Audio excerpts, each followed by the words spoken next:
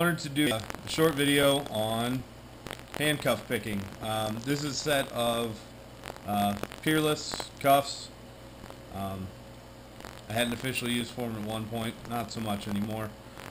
They're double locking, as you can see, so if we push this button here, it's basically to protect anyone from over tightening the cuffs after they've already been put on. So to unlock that, we just bring the key back, and then we can unlock freely there.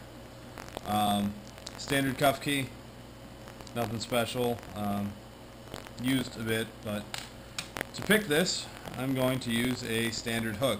There's a lot of videos on paper clips and everything else, but standard hook for practicing. We don't need paper clips. We could actually use real tools. So we go ahead and double lock this, and let's see if we can't get this picked. It's pretty easy.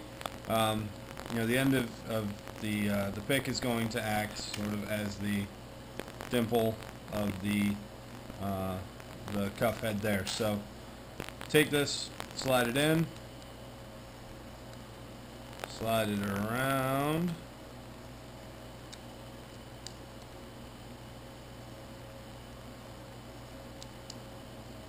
and we can see that we've disengaged the double cuffing mechanism. So now we're just going to go to the opposite side, the same thing, twist just a little bit, and as you can see, that's engaged. So we can cuff.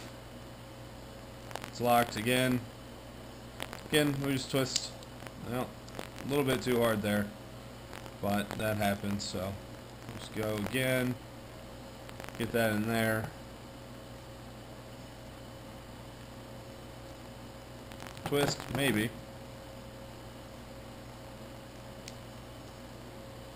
and we'll reset. I guess we're doing this a couple times.